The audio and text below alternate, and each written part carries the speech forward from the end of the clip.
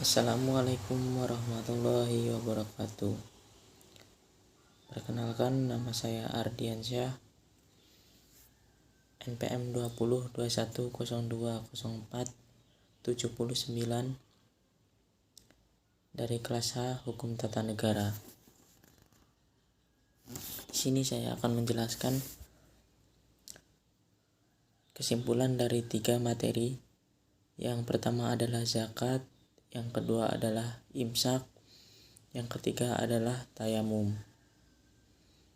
Yang pertama adalah zakat. Zakat berasal dari kata Arab zakah yang berarti bersuci, bersih, subur, berkat, dan berkembang. Menurut istilah, zakat adalah jumlah harta yang wajib dikeluarkan oleh umat Islam dan diberikan kepada golongan yang berhak menerimanya sesuai dengan syarat yang telah ditetapkan.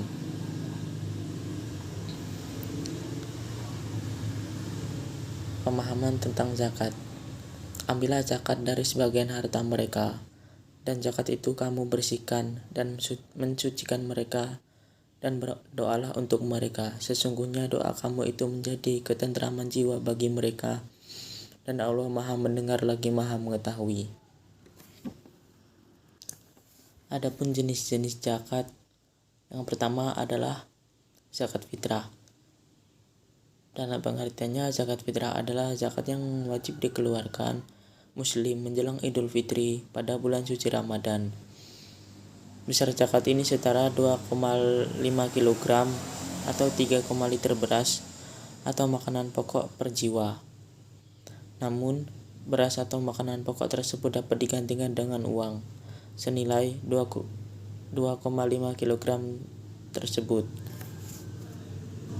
Yang kedua adalah zakat mal.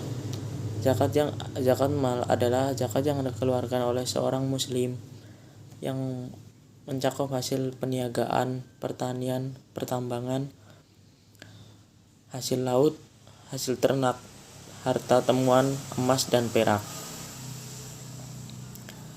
Setiap orang wajib menunaikan zakat jika memiliki syarat-syarat wajib zakat seperti berikut. Yang pertama adalah Islam, yang kedua berakal dan baligh, yang ketiga dimiliki secara sempurna, maksudnya harta yang dizakatkan merupakan milik sendiri di tangan individu dan tidak berkaitan dengan hak orang lain. Yang keempat, mencapai nisab. Allah memberikan ketentuan ada 8 golongan orang yang menerima zakat sebagai berikut. Yang pertama adalah fakir, yang kedua adalah miskin, yang ketiga amil, yang keempat mu'alaf, yang kelima khamirin, khorimin, yang ketujuh adalah fisabilillah, yang kedelapan adalah ibnu sabil. Manfaat melaksanakan zakat. Yang pertama adalah mereka yang membayar zakat senantiasa merasakan kebahagiaan di dunia dan juga di akhirat kelak.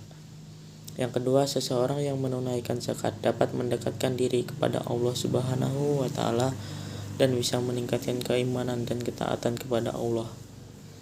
Yang ketiga, mendapatkan pahala yang besar seperti yang tersirat di dalam Quran surat Al-Baqarah ayat 276 yang menerangkan Allah memusnahkan riba dan menyuburkan sedekah. Yang keempat, Allah akan menghapus segala dosa yang dimiliki oleh seorang yang membayar zakat. Yang kelima, seseorang yang menunaikan zakat senantiasa diberikan petunjuk dan hidayah dalam segala urusan. Yang keenam, harta yang dimiliki menjadi barokah. Yang selanjutnya adalah imsak. Tentu dalam puasa kita sering mendengar tentang imsak. Banyak orang yang mengira bahwa imsak adalah waktu yang dimulainya puasa, sehingga ketika imsak sudah tiba, mereka pun tidak lagi memakan atau meminum apapun. Meskipun banyak orang yang menggunakan istilah imsak ini sebagai awal waktu puasa, namun sebenarnya tidak ada istilah imsak dalam Islam. Waktu imsak dibuat dengan tujuan agar lebih berhati-hati dalam waktu sahur.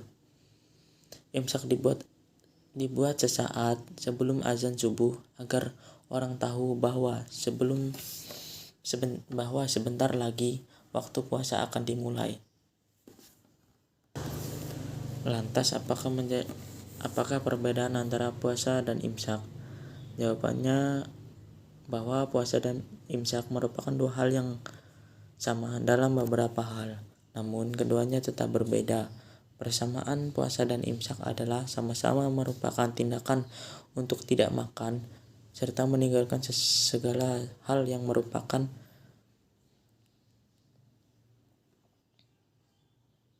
tindakan untuk tidak makan, minum serta meninggalkan segala hal larangan dalam berpuasa. Dalam hal ini, puasa dan imsak tidak berbeda. Karena imsak itu bisa saja dilakukan ketika sedang berpuasa, namun bisa juga wajib dilakukan meski seseorang telah batal puasanya. Sebagai contoh adalah orang yang secara sengaja membatalkan puasa Ramadan tanpa uzur yang syar'i. Orang itu diwajibkan untuk berimsak, yaitu tetap tidak boleh makan dan minum hingga masuk maghrib. Jadi meski puasanya sudah batal, bukan berarti boleh makan dan minum. Imsak di negara kita banyak terjadi kesalahpahaman, baik secara pemahaman istilah ataupun secara hukum. Makna imsak secara istilah telah bergeser menjadi tidak makan dan minum 10 menit sebelum masuknya waktu subuh. Bahkan resmi ditulis di kalender dan poster. Kemudian orang menyebut dengan istilah jadwal imsakiyah. Parahnya sampai ada yang keliru memahami bahwa seolah-olah batas mulai puasa justru dimulai sejak waktu imsak tersebut. Sehingga kalau ada orang yang masih makan dan minum di waktu imsak, dianggap puasanya telah batal. Pergeseran makna seperti ini harus diluruskan agar tidak berlarut-larut salah pahaman terjadi. Perlu diluruskan bahwa saat dimulai puasa itu bukan sejak masuknya waktu imsak, melainkan sejak waktu subuh. Selanjutnya adalah kesimpulan dari tayamum. Tayamum merupakan cara bersuci dengan menggunakan suatu jenis tanah yang berupa debu, pasir, batu, dan dinding. Adapun yang dimaksud dengan debu itu termasuk debu apa saja, bahkan debu yang di atas punggung binatang, kendaraan, atau di atas tempat tidur yang terdapat debu-debu berterbangan. Namun, tentunya tanah yang digunakan haruslah tanah yang bersih dan suci. Sedangkan tanah yang tidak bersih dan tidak suci tidak boleh digunakan sebagai media untuk tayamum. Kemudahan yang diberikan Allah Subhanahu wa Ta'ala untuk bersuci dan cara bertayamum ini bukan tanpa sebab. Tayamum tersebut diperbolehkan agar memudahkan orang yang tidak memiliki air ataupun dalam kondisi-kondisi tertentu. Tayamum dilakukan sesuai sunnah Rasulullah SAW. Imam Ibnul Qayyim berkata, tidaklah benar bila Nabi SAW bertayamum dengan kedua kali usapan dan tidak pula sampai pada kedua siku. Sementara itu, tata cara tayamum dijelaskan dalam hadis riwayat Al-Bukhari dan Muslim ini. Dari Amar, dia berkata, suatu ketika aku dalam keadaan junub dan tidak mendapatkan air, sedangkan aku merasa ragu cara bertayamum dengan debu. Lalu aku pun sholat. Setelah itu aku ceritakan hal itu kepada Nabi SAW. Lantas beliau bersabda, bahwasanya engkau cukup melakukan demikian. Beliau lalu menempelkan kedua telapak tangannya ke tanah, lalu meniupkan dan mengusapkannya ke wajah. dan kedua tangannya. Sedangkan dalam pelaksanaannya tayamum dilakukan dengan mengucap basmalah terlebih dahulu, kemudian berniat tayamum. Ada beberapa sebab atau syarat diperbolehkannya tayamum, seperti berikut. Tayamum diperkenankan bagi orang yang tidak menemukan air atau tidak mungkin mendapatkan air karena jauh jarak sumber air. Selain itu, tayamum diperkenankan dalam keadaan sakit atau terluka. Sementara jika menggunakan air, sakitnya bisa bertambah parah. Selain itu, jika air terlalu dingin, sedangkan jika digunakan akan mengganggu kesehatan. Dan jika air yang dingin itu tidak bisa dipanaskan, maka diperbolehkan tayamum. Selanjutnya, jika air tersedia hanya cukup untuk kebutuhan minum saja, maka diperbolehkan untuk melakukan tayamum. Namun ada pula hal-hal yang dapat membatalkan tayamum itu sendiri. Orang yang sebelumnya dinyatakan sakit kemudian sembuh, ia harus mengambil wudhu. Selain itu, jika air tersedia sebelum melaksanakan sholat, maka para ulama sepakat tayamum yang telah dilakukan menjadi batal. Selanjutnya, apabila tersedia air yang cukup untuk melaksanakan wudhu, meskipun sangat sedikit, maka diharuskan berwudu. Bersuci dengan cara tayamum dapat digunakan untuk mereka yang sedang dalam keadaan najis maupun najis kecil maupun najis besar.